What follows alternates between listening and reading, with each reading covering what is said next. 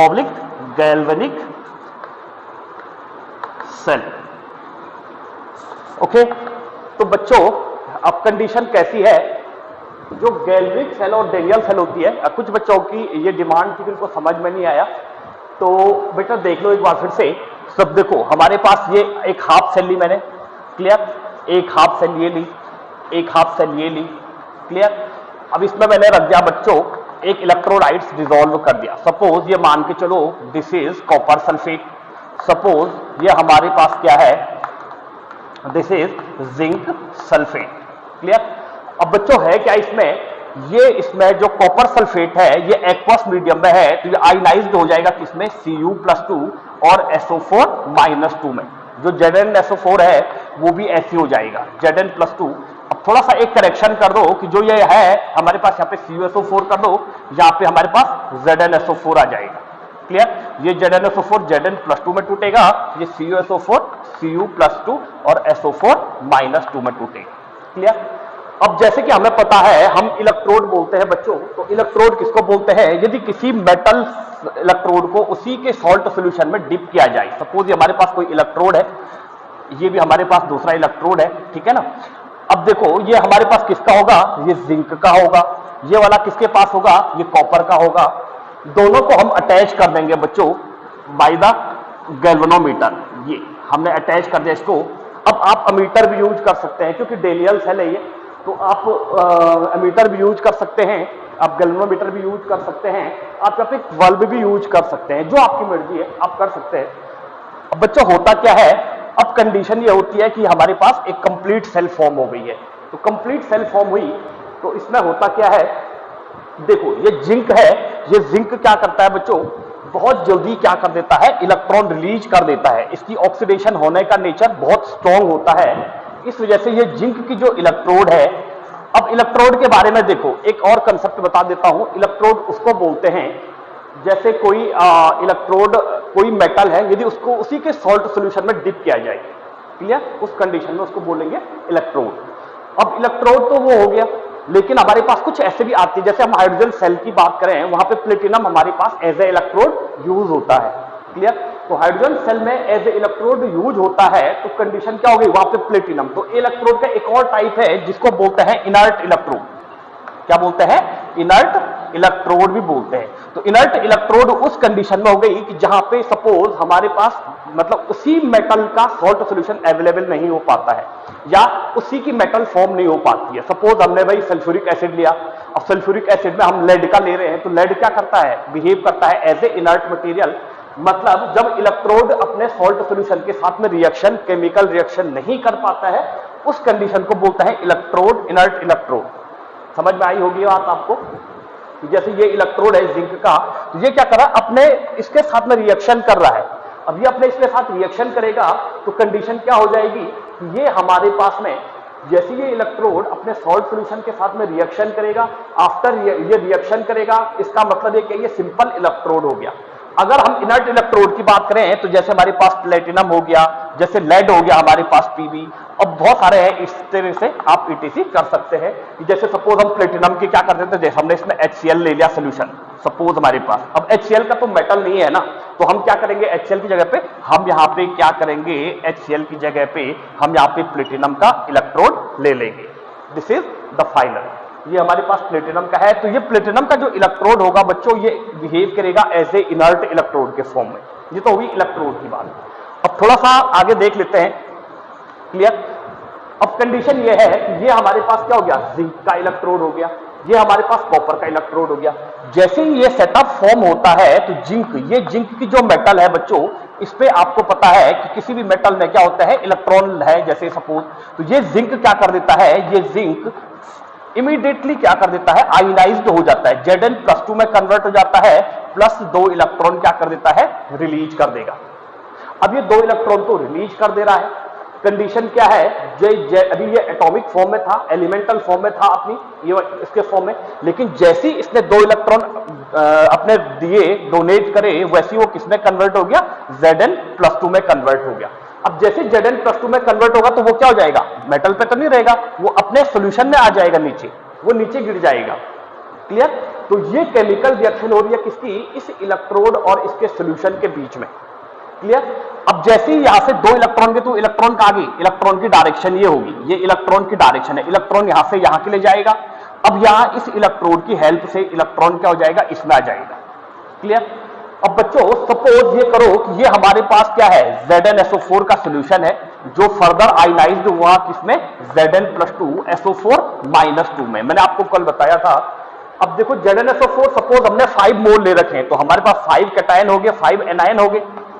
अब एक Zn यहां से आयनाइज्ड होकर इसमें आ रहा है अगेन, तो अगेन क्या हो जाएगा, एक Zn और ऐड हो गया। क्लियर। अब जैसे ये दो इलेक्ट्रॉन यहां से यहां आए बच्चों, तो यहां से ये कॉपर के यहाँ पे क्या है हमारे पास, देखो यहां जो हमारे पास है वो Cu+2 है, प्लस क्या हो जाएगा, SO4-2 हो जाएगा। ये क्या हो जाएगा, Cu+2 है और SO4-2 हो जाएगा। अब ये Cu+2 SO4-2 है बच्चों, तो कंडीशन क्या होती है कि जैसे दो इलेक्ट्रॉन यहां आते हैं, तो यहां के जो Cu+2 है, सपोज ये भी 5 मोल है हमारे पास, ठीक है ना। तो जैसे ये दो इलेक्ट्रॉन यहां आते हैं, तो ये Cu+2 क्या कर देते हैं, उन इलेक्ट्रॉन को जो कि जिंक के द्वारा डोनेट किए गए हैं उनको इमीडिएट अट्रैक्ट करता है, और क्या हो जाता है, Cu में कन्वर्ट हो जाता है, किसमें, सॉलिड फॉर्म में कन्वर्ट हो जाएगा। क्लियर। अब कंडीशन देखो, दो इलेक्ट्रॉन इस इलेक्ट्रोड ने डोनेट किए, इस इलेक्ट्रोड ने एक्सेप्ट करा, ठीक है ना। तो इस इलेक्ट्रोड ने नहीं, इसके सॉल्ट सॉल्यूशन जो है उसने क्या करा, इसको अट्रैक्ट किया। तो बेसिकली हमारे पास जो Cu+2 है वो किसमें कन्वर्ट हो गया, Cu में कन्वर्ट हो गया। अब हमें पता है कि बच्चों जो इलेक्ट्रॉन डोनर होता है उसको क्या बोलते हैं, उसको बोलते हैं ऑक्सीडाइजिंग एजेंट। देखो ये इलेक्ट्रॉन डोनेट कर रहा है, रिलीज कर रहा है, इलेक्ट्रॉन को रिमूव कर रहा है, इट मींस इसका क्या हो रहा है, ऑक्सीडेशन हो रहा है, इसका क्या हो रहा है, ऑक्सीडेशन। अब बच्चों ये हमारे पास कॉपर आयन है, तो हमारे पास इसका क्या हो रहा है, ये इलेक्ट्रॉन को एक्सेप्ट कर रहा है, तो इसकी वजह से हम इसको बोल देंगे इसका क्या हो रहा है, रिडक्शन हो रहा है। क्लियर। अब कंडीशन ये है बच्चों कि इलेक्ट्रॉन देखो इस टर्मिनल से इधर की तरफ जा रहा है, हमें पता है इलेक्ट्रॉन नेगेटिवली चार्ज होता है, तो ये यहां से इधर जा रहा है, इसका मतलब क्या हो जाएगा, जो ये वाला टर्मिनल है इस पे नेगेटिव चार्ज होगा और इस वाले टर्मिनल पे क्या हो जाएगा, पॉजिटिव चार्ज हो जाएगा, क्योंकि अपोजिट चार्ज अट्रैक्शन के कारण इलेक्ट्रॉन क्या करेगा भाई, अपोजिट को क्या करेगा, नेगेटिव टू पॉजिटिव को फ्लो करेगा। क्लियर। ये तो हो गया हमारे पास ये। अब बच्चों जैसे ही एक बार ये प्रोसेस होती है, उसके बाद फिर क्या हो जाता है, रिएक्शन रुक जाती है। ऐसे रुकने का रीजन क्या है, क्योंकि इलेक्ट्रॉन तो हो गए, यहां चले गए। अब इसमें क्या आ जाते हैं, देखो दोनों जो हमारे पास हाफ सेल है, इस हाफ सेल में और इस हाफ सेल में, दोनों हाफ सेल में हमारे पास क्या हो जाता है, दोनों हाफ सेल में डिफेक्ट आ जाते हैं। डिफेक्ट मैंने आपको पढ़ाया है, ये डिफेक्ट आ जाते हैं इसमें। क्लियर। अब इसमें डिफेक्ट कैसे आते हैं, देखो मैंने बोला था यहां पे Zn 5 मोल ऑफ Zn+2 है हमारे पास में। क्लियर। और 5 मोल ऑफ Zn+2 है, तो कंडीशन क्या हो जाएगा, जैसे ही इलेक्ट्रॉन यहां से यहां गए तो एक और Zn+2 आ गया, तो हमारे पास Zn+2 की स्ट्रेंथ कितनी हो गई, 6 Zn+2 हो गई हमारे पास। क्लियर। अब हमारे पास यहां पे क्या हो जाएगा, जो SO4 है वो क्या हो जाएगा, हमारे पास 5 SO4 बच गए। अब देखो बच्चों, जो हम इस हाफ सेल की बात कर रहे हैं, जो जिंक वाली हाफ सेल है उसकी बात कर रहे हैं, यहां पे क्या गया, पॉजिटिव चार्ज एक्सेस में आ गया, तो हम क्या बोलेंगे यहां पे, एक्सेस डिफेक्ट आ गया। यहां पे ये क्या आ गया आपके पास में, ये आ गया आपके पास में एक्सेस डिफेक्ट। क्लियर। दूसरे वर्ड में यहां से अगर इस नेगेटिव सल्फेट आयन के केस में बोलेंगे बच्चों, तो यहां पे नेगेटिव चार्ज क्या हो गया, डिफिशियंस हो गया, नेगेटिव चार्ज कम हो गया। आप खुद ही देख लो, जो Zn+2 है वो हमारे पास कितना आ गया है, 6 हो गया है। क्लियर। और जो हमारे पास SO4-2 है वो कितना हो गया है, हमारे पास कम हो गया है, तो यहां एक डिफेक्ट बन गया है। सेम इसी तरीके से यहां भी देखते हैं कि यहां बच्चों हमारे पास क्या था, यहां हमारे पास था, देखो सॉरी इसको करते हैं, हमारे पास यहां थे 5 Cu+2 थे और 5 SO4-2 थे, ठीक है ना। जैसे दो इलेक्ट्रॉन यहां आए तो एक Cu+2 किसमें कन्वर्ट हो गया, Cu में कन्वर्ट हुआ, तो देखो -Cu+2 कर दो एक, तो कितने हो गए यहां पे 4 Cu+2 हो गई, और SO4 कितने हो गए 5 हो गए, ठीक है ना। तो यहां पॉजिटिव चार्ज क्या हो गया, इसमें डिफिशियंस हो गया है। इस वाले केस में, कॉपर के केस में पॉजिटिव चार्ज क्या हो गया, डिफिशियंस हो गया है। जिंक के केस में पॉजिटिव चार्ज हो रहा है, एक्सेस हो रहा है। अब दोनों में क्या जाता है, इंपरफेक्शन आ जाता है, तो रिएक्शन क्या हो जाती है, रुक जाती है, जिसकी वजह से क्या हो जाता है, पोटेंशियल जंक्शन क्रिएट हो जाता है। अब पोटेंशियल जंक्शन क्रिएट होता है तो कंडीशन क्या हो जाएगी हमारे पास, जैसे पोटेंशियल जंक्शन क्रिएट होता है तो बेसिकली कंडीशन हो जाती है कि हमारे पास करंट की स्ट्रेंथ गिरने लगती है, करंट धीरे धीरे स्लो होने लगता है। तो उस चीज से बचने के लिए बच्चों हम क्या करते हैं, यहाँ पे डेनियल सेल में इस चीज से बचने के लिए एक हम यू ट्यूब की रॉड लाइन ले लेते हैं, एक हमारे पास एक ट्यूब ले लेते हैं जो यू शेप की रहती है, अंग्रेजी का जो लेटर यू होता है उसके शेप की होती है, इस तरीके से एक यू ट्यूब होती है ये। अब इस यू ट्यूब को बोलते हैं बच्चों, इसको बोलते हैं सॉल्ट ब्रिज, इसको बोलते हैं सॉल्ट ब्रिज बोल दिया इसको, क्लियर। इस सॉल्ट ब्रिज में बच्चों क्या भरा रहता है, इसमें भरा रहता है, देखो इस सॉल्ट ब्रिज में जो भरा रहता है वो रहता है KCl प्लस अगर जो मिलता है बच्चों वो एक एल्गी होती है स्पेशल टाइप की जिसको बोलते हैं जिलेडियम, जिलेडियम से जिलेटिन मिलता है और जिलेटिन से हमें अगर मिलता है। अगर एक तरीके से आप इमेजिन के लिए बोल सकते हैं कि जैसे गुथा हुआ आटा रहता है ना, वैसे ही हमारे पास रहता है अगर भी रहता है, ये सेमी लिक्विड फॉर्म में रहता है क्योंकि अगर हम KCl को लेंगे तो वो फटाफट गिर जाएगा इसमें, तो वो क्या करता है एक सेमी सॉलिड फॉर्म में कन्वर्ट करता है। तो इसमें KCl, अब ये KCl कैसे आयनाइज होता है, K positive plus Cl negative. अब ये बहुत सारे मोल ले लेते हैं हम। अब जैसे ये डिफेक्ट आता है बच्चों, देखो यहां पॉजिटिव चार्ज ज्यादा हो गए थे, यहां पॉजिटिव चार्ज कम हो गए थे, तो कंडीशन क्या है, यहां पॉजिटिव चार्ज ज्यादा हो गए तो ये Cl नेगेटिव जो है, ये Cl नेगेटिव इधर चले जाता है। देखो ये हमारे पास यहां एगर पेस भरा हुआ है तो यहां से Cl नेगेटिव इस वाली सेल में आ जाता है, जो Cl नेगेटिव है वो इसमें आ जाएगा। कितने Cl आएंगे भाई, दो पॉजिटिव चार्ज ज्यादा हो रहे हैं तो दो Cl नेगेटिव ज्यादा आएंगे। अब देखो जैसे ये वहां पे दिख रहा होगा आपको, सपोज नहीं दिख रहा है, देखो ये वाला केस यहां पे ले लेते हैं हम। सपोज हमारे पास यहाँ पे क्या हो रहा था, Zn+2 हो रहे थे कितने 6 और SO4 हो रहे थे हमारे पास 5-2, क्लियर। 6 Zn+2 हो रहे थे और 5 SO4-2 हो रहे थे हमारे पास में। तो कंडीशन क्या हो गई यहाँ पे भाई, यहाँ पे 2 Cl नेगेटिव और आ जाएंगे, 2 Cl नेगेटिव। अब जब 2 Cl नेगेटिव आएंगे तो एक पॉजिटिव चार्ज को बैलेंस करेंगे तो ये क्या हो जाएगा, बैलेंस हो जाएगा। वैसे बच्चों यहां भी हो जाएगा, जो यहां का K पॉजिटिव है तो 2K पॉजिटिव क्या जाएंगे इसमें आ जाएंगे। अब जब 2K पॉजिटिव आएंगे तो यहां 4 Cu पॉजिटिव थे तो क्या जाएगा यहाँ 2K पॉजिटिव और आ जाएंगे, जो भी क्या करेगा -2 को बैलेंस करेगा। अब यहां भी बैलेंस्ड हो गया, यहां भी बैलेंस्ड हो गया। तो जैसे बैलेंस्ड होता है तो ये सॉल्ट ब्रिज क्या कर देता है, इस पोटेंशियल जो जंक्शन क्रिएट हो गया उसको हटा देता है, डिस्ट्रॉय कर देता है, और हमें क्या मिलता है, एक जिसको डेनियल सेल की स्ट्रेंथ होती है बच्चों वो होती है 0.01 वोल्ट की, ठीक है ना। तो हमें पूरे स्ट्रेंथ का करंट मिलने लग जाता है। तो ये आपके पास में क्या था, डेनियल सेल का एग्जांपल था, क्लियर। अब बात करते हैं बच्चों, जो इसमें सॉल्ट ब्रिज है, बहुत इंपॉर्टेंट क्वेश्चन आता है यहां से, ये सॉल्ट ब्रिज है, इस सॉल्ट ब्रिज का फंक्शन क्या है, क्यों हम इसको अटैच करते हैं। तो बच्चों सॉल्ट ब्रिज का जो फंक्शन है, इसको स्क्रीनशॉट ले लो जितनी जल्दी हो सके। ओके, तो हम सॉल्ट ब्रिज की बात करते हैं। सॉल्ट ब्रिज में क्या होता है बच्चों, सॉल्ट ब्रिज जो देखो हमने कल भी डिस्कस किया था, लेकिन देखो हमारे पास नेक्स्ट हेडिंग लगाएंगे सॉल्ट ब्रिज। अब सॉल्ट ब्रिज में क्या हो रहा है, सॉल्ट ब्रिज क्या करता है बच्चों, सबसे पहले क्या करता है, दोनों हाफ सेल में क्या करता है, it maintain neutrality, it maintain neutrality. ये क्या करता है, न्यूट्रलिटी को मेंटेन करता है दोनों सेल में, एक्सेस डिफेक्ट को खत्म कर रहा है, एंड कर रहा है, क्लियर। पहली कंडीशन तो इसने न्यूट्रलिटी मेंटेन कर दी। सेकंड क्या करता है ये क्या करता है, exchange of ion, exchange of ion करता है बोथ द सेल, क्या करता है, एक्सचेंज ऑफ आयन करेगा। तीसरी कंडीशन क्या करता है बच्चों, ये क्या करता है भाई, डिस्ट्रॉय करता है, डिस्ट्रॉय द पोटेंशियल जंक्शन, जो पोटेंशियल जंक्शन बनता है उसको डिस्ट्रॉय कर देता है, पोटेंशियल जंक्शन।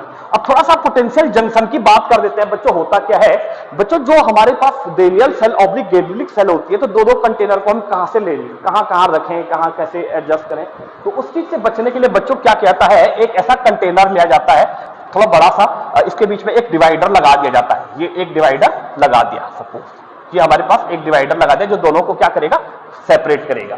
अब सपोज इमेजिन करो कि इसमें हमने जिंक सल्फेट का सॉल्यूशन डाल रखा है, ये जिंक की इलेक्ट्रोड है, ये जिंक का है, ठीक है ना, ये जिंक की इलेक्ट्रोड लगाई हमने यहां हमारे पास कॉपर सल्फेट है, ठीक है ना।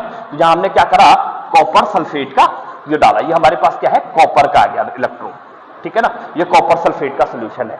तो बच्चों जैसे होता क्या है, देखो इलेक्ट्रॉन की डायरेक्शन जो होती थी वो ऐसे होती थी, इलेक्ट्रॉन की डायरेक्शन जो है वो ऐसे होनी चाहिए थी, मतलब करंट की जो डायरेक्शन है वो कैसी होनी चाहिए थी, ऐसे होनी चाहिए थी, क्योंकि हम जानते हैं जहां इलेक्ट्रॉन फ्लो कर रहा है, इलेक्ट्रॉन फ्लो कहां के लेकर रहा था, एक रफ डायग्राम देख लेते हैं। सपोज हमारे पास एक ये है, एक ये है, देखो ये वाला था, तो इलेक्ट्रॉन फ्लो जो कर रहा था वो यहां से यहां के लेकर रहा था। This is the way of electron to flow, यहां लेफ्ट टू राइट, क्लियर। अब इलेक्ट्रॉन यहां से यहां कर रहा था, तो करंट कैसे जनरेट होगा, करंट इसके अगेंस्ट होगा ना, तो करंट ऐसे में इधर के लिए होगा फ्लो, क्लियर। तो बच्चों कंडीशन क्या है, अब ये जैसे जंक्शन बनता है तो यहां पे क्या होता है, यहां पॉजिटिव चार्ज एक्सेस आता है, तो ये पॉजिटिव चार्ज इस तरीके से यहां पे क्या हो जाता है, ये ऐसे क्रिएट हो जाता है। यहां पे जो नेगेटिव चार्ज है, तो ये नेगेटिव चार्ज क्या हो जाता है, यहां पे ऐसे क्रिएट हो जाता है। अब दोनों देखो इलेक्ट्रॉन की जो फ्लो है वो ऐसे होनी चाहिए थी, लेकिन उल्टा हो गया। अब इलेक्ट्रॉन कहां से जाएंगे, देखो नेगेटिव टू पॉजिटिव जाएंगे, तो इलेक्ट्रॉन ऐसे होने लग जाता है, ये मतलब इलेक्ट्रॉन की जो डायरेक्शन है वो ऐसे हो जाएगी। तो करंट फ्लो कैसे होगा, अपोजिट में होगा, उसका रिवर्स हो रहा है। अब जब करंट रिवर्स में फ्लो होगा बच्चों, तो करंट की स्ट्रेंथ ऑब्वियसली सी बात है डिक्रीज होगी। तो सॉल्ट ब्रिज आता है, सॉल्ट ब्रिज जैसे आता है, ये सॉल्ट ब्रिज जैसे इसमें अटैच किया, तो ये इसको बोलते हैं, ये वाला जो पार्ट है इसको बोल दिया हमने पोटेंशियल जंक्शन। ये देखो डिवाइडर है, तो इसके एक साइड पॉजिटिव चार्ज स्टोर हो गए, एक तरफ नेगेटिव चार्ज स्टोर हो गए, तो कंडीशन क्या होगी, करंट की स्ट्रेंथ गिरने लगती है। तो जब सॉल्ट ब्रिज को लगाते हैं तो ये पोटेंशियल जंक्शन क्या हो जाता है, डिस्ट्रॉयड हो जाता है, जिसकी वजह से हमें क्या मिलते हैं, ज्यादा स्ट्रेंथ का करंट मिलता है, क्लियर। अब एक और चीज देखते हैं बच्चों कि देखो जो हमारे पास ये तो हो गया सॉल्ट ब्रिज का फंक्शन। अब देखते हैं रिएक्शन कैसे होती है, क्योंकि अभी हमने इनर्ट इलेक्ट्रोड की बात करी, तो इनर्ट इलेक्ट्रोड क्या नहीं करता है, अपने सॉल्यूशन के साथ में रिएक्शन नहीं करेगा।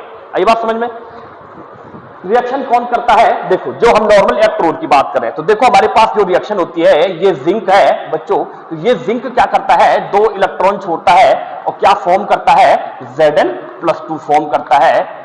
इसको यहां से हटाओ, और क्या करेगा, 2 इलेक्ट्रॉन हटा रहा है, इसका क्या हो रहा है, ऑक्सीडेशन हो रहा है, क्लियर। दूसरा आता हमारे पास कॉपर, तो हमारे पास कॉपर +2 होता है, ये क्या करता है, इन 2 इलेक्ट्रॉन को एक्सेप्ट कर देता है, ये किसमें कन्वर्ट हो जाता है, कॉपर सॉलिड में फॉर्म हो जाता है, क्लियर। तो इसका क्या हो रहा है, रिडक्शन। इतना हम पहले डिस्कस कर चुके हैं बच्चों। यहां इलेक्ट्रोकेमिस्ट्री में एक मेथड यूज होता है जिसको बोलते हैं लोन मेथड। कौन सा मेथड यूज होता है, लोन मेथड, जहां L स्टैंड करता है फॉर लेफ्ट, O स्टैंड करता है किसके लिए, ऑक्सीडेशन के लिए, जहां A स्टैंड करता है एनोड के लिए, और N जो स्टैंड करता है वो नेगेटिव के लिए, N = नेगेटिव। तो मतलब जो लेफ्ट में होगा उसका ऑक्सीडेशन होगा, वो एनोड होगा और नेगेटिव इन चार्ज होगा। अब हमारा डाउट क्लियर हो गया होगा कि जहां भी एनोड की बात आएगी बच्चों इलेक्ट्रोकेमिस्ट्री में हमेशा नेगेटिव चार्ज आएगा। अब हम वापस सेल की तरफ चलते हैं। सपोज ये हमारे पास सेल थी, देखो ये हमारे पास क्या है, सेल है। अब कंडीशन क्या हो रही है, ये हमारे पास 2 इलेक्ट्रोड है, हमने इनको क्या कर दिया, हमने इसको ऐसे अटैच कर दिया, ये हमारे पास ये सोल्यूशन आ गया, इसका ये सोल्यूशन आ गया, ये हमने सॉल्ट ब्रिज भी अटैच कर दिया। सपोज ये रफ डायग्राम बना रहा हूं मैं। अब बच्चों होता क्या है, जैसे इलेक्ट्रॉन इसमें गई तो जो कॉपर सॉलिड फॉर्म में कन्वर्ट हुआ वो ऐसे इस पे स्टोर होने लग जाता है। ये किसका है, कॉपर का है। ये कॉपर क्या होंगे, ये कॉपर के एटम है जो कि आयन से एटम में कन्वर्ट हो रखे हैं। यहां के जो जिंक के जो आयन गए तो वो जिंक इसमें होता गया।